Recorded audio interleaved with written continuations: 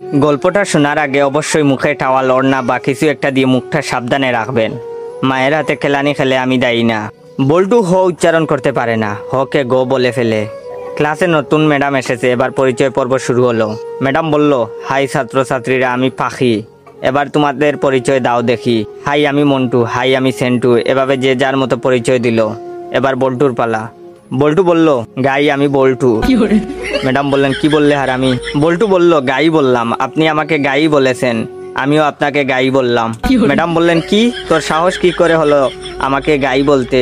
কে তোকে এসব বলতে বলেছে, বল আমাকে। বল্টু বলল, প্রধান শিক্ষক, তিনি বলেছেন ম্যাডাম এসে সবাইকে গাই বলবে, তোমরাও ম্যাডামকে গাই বলবে। বল্টুর কথা শুনে ম্যাডাম কাঁদা শুরু করলো। এমন সময় পাশের ঘর থেকে হেড স্যার আসলো। হেড স্যার আবার ক বলতে পারে না, ক কে প বলে ফেলে। হেড স্যার এসে বললেন, কি ব্যাপার ম্যাডাম এভাবে পাচ্ছেন যে? প্রথম দিনেই ম্যাডাম রে এভাবে পাদানো হলো কেন? হেড স্যারের কথা শুনে ম্যাডাম আরো জুড়ে জুড়ে কাঁদা শুরু করলো। হেড স্যার বললেন, প্লিজ ম্যাডাম, আপনি এত জুড়ে জুড়ে পাদবেন না, আজ আপনার প্রথম দিন, আপনি এত জুড়ে জুড়ে পাদলে মানুষ কি ভাববে?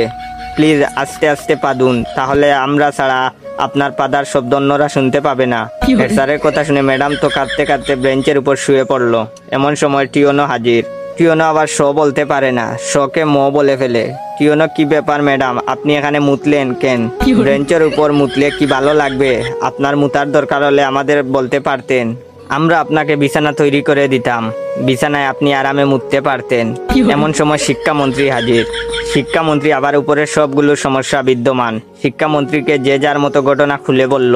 বল্টু বলল, আমি ম্যাডামকে গাই বলেছি। হেড স্যার বললেন, আমি ম্যাডামরে আসতে পারতে বলেছি। টিওনো বলল, ওদের কথার জন্য ম্যাডাম বেঞ্চের উপরে মুততেছিল, তাই আমি ম্যাডামকে বিছানায় মুততে বলেছি।